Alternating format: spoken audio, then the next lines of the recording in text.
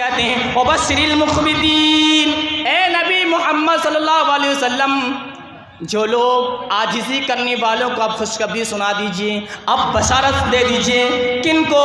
الذین اذا ذکر اللہ وجلت قلوبہم والصابرین علی ما اصابہم والمقیم الصلاۃ ومما رزقناہم ينفقون، جن کا دل اس وقت دہل جاتے ہیں جب اللہ رب العالمین کا ذکر اس کے سامنے ہوتا ہے، اور جب اس کے پر کوئی مصیبت لاحق ہوتی ہے تو صبر کرتے ہیں، صبر کی پیکر بن کے ہوئے رہتے ہیں، اور 5 وقت کی نماز پڑھتے رہتے ہیں، اور جو کچھ ہم نے دیا ہے، جو کچھ ہم نے عطا کیا ہے، اللہ کا عطا اسی سے وہ خرچ کرتے ہیں۔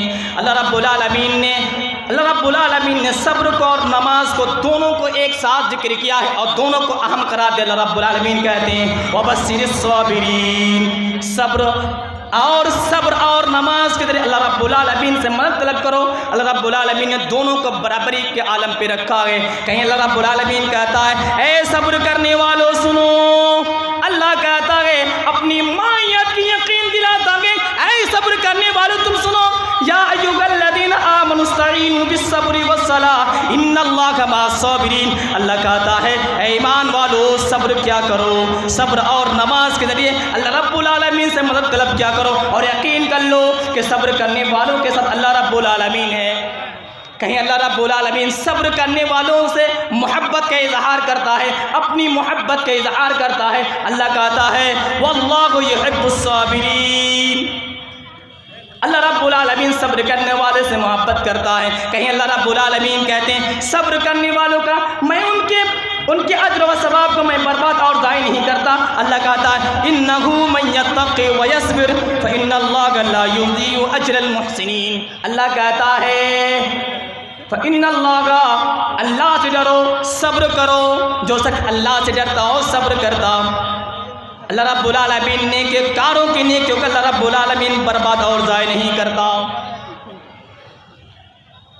یہاں اللہ رب العالمین کہتے ہیں میں نیک کاروں کی نیکی کو میں برباد اور ضائع نہیں کرتا۔ آئیے اب اللہ سبحانہ تعالیٰ نے اپنے محبوب بندہ کو کیسے امتحان پہ ڈالتا ہے۔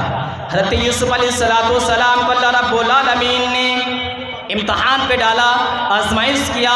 کون سی آزمائش کے سامنے ہوئی؟ ان کے بھائی نے ان کو دھکیل دیا، کس میں؟ کنویں میں دھکیل دیا۔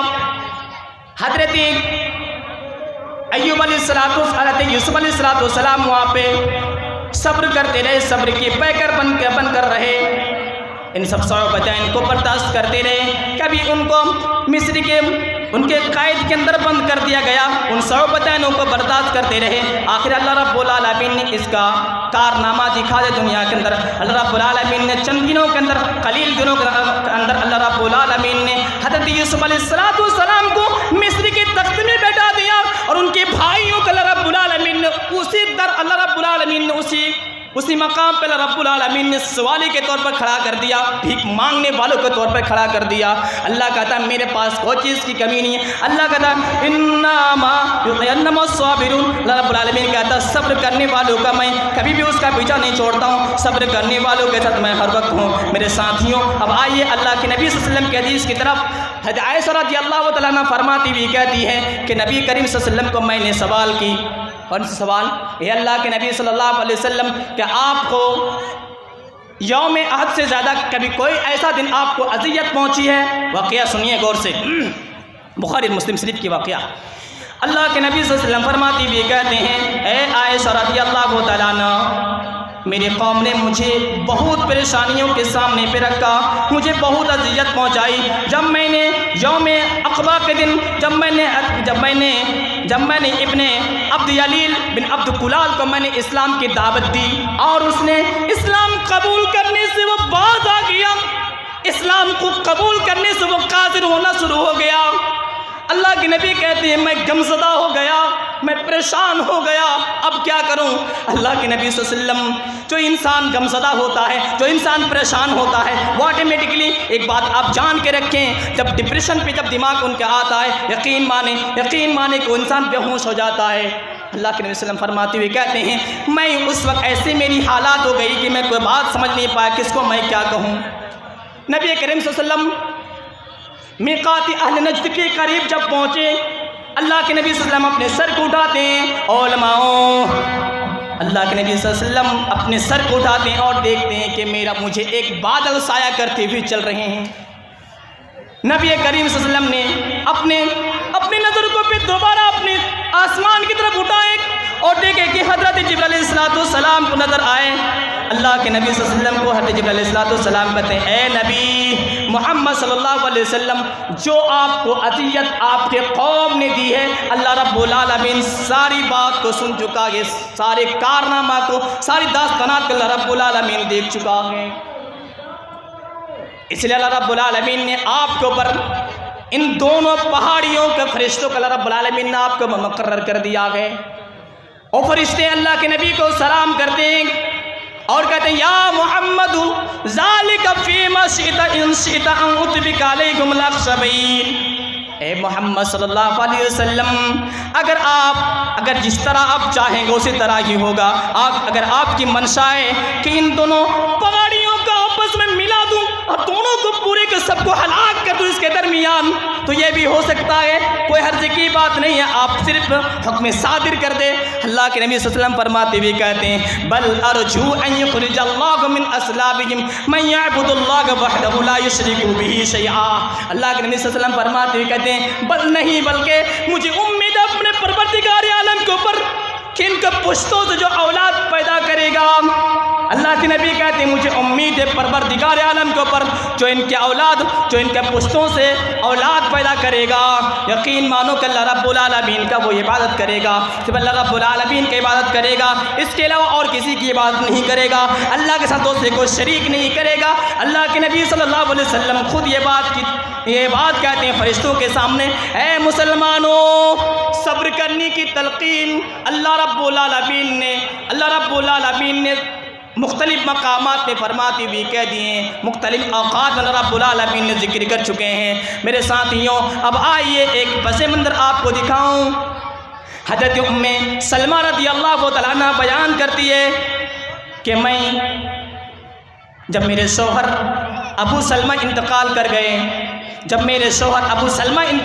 گئے، میں شدید غمزدہ ہو گئی، میں پریشان ہونا شروع ہو گئی، ان کے بعد تو کوئی ایسا مسلمان مجھے نصیب نہیں ہو سکتا ہے۔ وہ کہتی ہے، ام سلمہ کہتی ہے کہ مجھے ایسا مسلمان نہیں مل سکتا، کیونکہ یہ پہلے مہاجر ہے۔ ابو سلمہ کے بارے میں کہتی ہے، وہ ام سلمہ کہتی ہے کہ یہ تو اس طرح مجھے نہیں مل سکتا ہے، اس طرح مسلمان مجھے نصیب نہیں ہو سکتی ہے۔ لیکن وہ ایک بات اللہ کے نبی صلی اللہ علیہ وسلم کی ایک بات ان کے دماغ کے اندر بات بیٹھی ہوئی ہے۔ اللہ کے نبی فرماتے ہوئے کہتے ہیں، ما من مسلم تصیبہ مصیبت فیقول ما امرہ اللہ انا للہ وانا الیہ راجعون اللہم اجرنی فی مصیبتی واخلف لی خیرا منہا الا خلف اللہ لہ خیرا منہا۔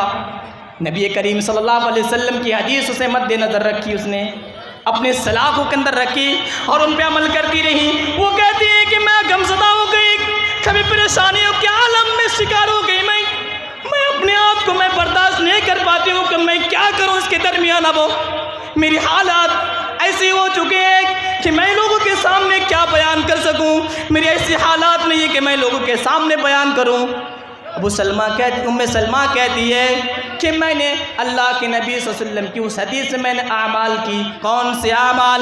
اللہ وہ کہتی ہے، اللہم اجرنی فی مصیبتی واخلف لی خیرا منہا، اے اللہ میری مصیبت میں مولا کریم مجھے اجر دے، مولا کریم اللہ تو غفور رحیم، اللہ تو بہتر مجھے بدلا دے، اللہ تو غفور رحیم، اللہ تو یہ دینے والا یہ مولا کریم۔ یہاں پہ ام سلمہ کہتی ہے کہ اللہ رب العالمین نے مجھے بہتر ہی بدلا دیا اور وہ محمد رسول اللہ صلی اللہ علیہ وسلم کو مجھے عطا کر دیا۔ ام سلمہ کہتی ہے کہ میں نے برداشت کر کے رہی، مجھے بہت پریشانیاں ہوتے رہی، میں برداشت کرتی رہی، آخر حال ایسا ہوا کہ اللہ رب العالمین نے مجھے محمد رسول اللہ صلی اللہ علیہ وسلم کو عنایت کر دیا۔ میرے ساتھیوں، اللہ کے نبی صلی اللہ علیہ وسلم کی حدیث ہے، حضرت انس رضی اللہ عنہ بیان کرتے ہیں کہ اللہ کے نبی صلی اللہ علیہ وسلم ایک قبر کے قریب سے گزر رہے تھے۔ نبی کریم صلی اللہ علیہ وسلم دیکھیں کہ ایک عورت قبر کے قریب رو رہی ہے، اللہ کے نبی صلی اللہ علیہ وسلم اس خاتون سے اللہ کے نبی کہتی اتق اللہ واصبری، اللہ سے ڈر اور صبر کیا کرو۔ وہ خاتون کہتی ہے یہ اللہ کے نبی اے شخص تمہیں صبر کرنے کی تم بارے میں کیوں کہتے ہو؟ تم ایسی بات میرے سامنے کیوں لاتے ہو؟ صبر کیا ہے؟ تمہیں کیا معلوم ہے کہ میرے اوپر کتنی بڑی مصیبت لاحق ہو چکی ہے، مجھے کتنی اذیت پہنچ رہی ہے، میں کتنا پریشان حال ہوں، تمہیں کیا معلوم ہے؟ تم یہاں سے چلے جاؤ۔ اس خاتون کو معلوم نہیں کہ اللہ کے نبی صلی اللہ علیہ وسلم ہے، وہ خاتون کو معلوم نہیں کہ اللہ کے نبی صلی اللہ علیہ وسلم ہے۔ جب خاتون کو معلوم پڑتا ہے کہ اللہ کے نبی صلی اللہ علیہ وسلم تھے، وہ خاتون اللہ کے نبی کی خدمت میں حاضر ہوتی ہے اور اللہ کے نبی صلی اللہ علیہ وسلم سے کہتے ہیں اے اللہ کے نبی صلی اللہ علیہ وسلم مجھے معلوم نہیں تھا کہ آپ ہمارے نبی ہیں، میں آپ کے بارے میں لوگوں کے سامنے ذکر سن چکی ہوں لیکن مجھے معلوم نہیں ہے، میں آپ کی چہرے کے بارے میں نہیں جانتی ہوں، اے اللہ کے نبی صلی اللہ علیہ وسلم مجھے معاف کر دیجئے، میں انجان میں کر چکی ہوں۔ اللہ کے نبی کہتے ہیں انما الصبر عند الصدمۃ الاولى، نبی کریم صلی اللہ علیہ وسلم فرماتے ہوئے کہتے ہیں ارے صبر تو اس صدمے میں ہوتا ہے جب ابتدائی صدمے پہ ہوتا ہے۔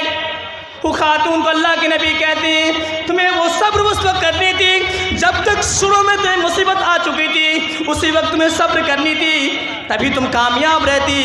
اللہ کے نبی کی حدیث ہے ما من مسلم یصیبہ اذی شوکۃ فما فوقها الا کفر اللہ بها سیئاته کما تحط الشجرۃ ورقها۔ اللہ کے نبی کی حدیث ہے جب کسی مسلمان پر جب کوئی مصیبت لاحق ہو جاتی ہے، جب ان کے اوپر کوئی مصیبت آتی ہے، ایک کانٹے چھپ جانے کے برابر کیوں نہ ہو، اس سے زائد کیوں نہ ہو، اگر وہ صبر کرتی ہے، اگر وہ صبر کی دامن کو پکڑا لیتا ہے، اللہ کے نبی کی حدیث ہے کما تحط شجرۃ ورقا، اللہ کے نبی کی حدیث ہے جس طرح کہ ایک درخت اپنے پتے کو گرا دیتا ہے اسی طرح ان کے گناہ کو اللہ رب العالمین گرا دیتا ہے۔ میرے ساتھیوں اللہ رب العالمین سے صبر کرنا سیکھیے، بڑی بڑی مصیبتیں آئے گی، پریشانیاں آئے گی۔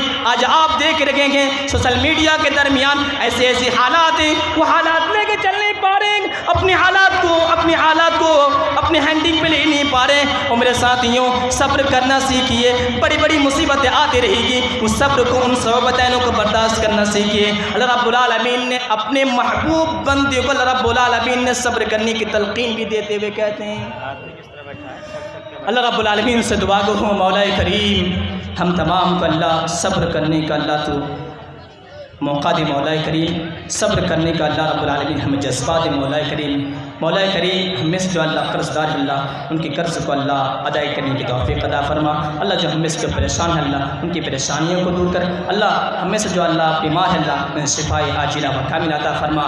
اللہ جو قبر کے اندر ہمارے ماضی میں چلے گئے لوگ اللہ ان کی قبر کو اللہ تو آسان، اللہ ان کے سوال کو اللہ ان کے عذاب کو اللہ تو آسان کرے، مولا کریم وما توفیق الا باللہ۔ والسلام علیکم ورحمۃ اللہ وبرکاتہ۔ جزاک اللہ خیر۔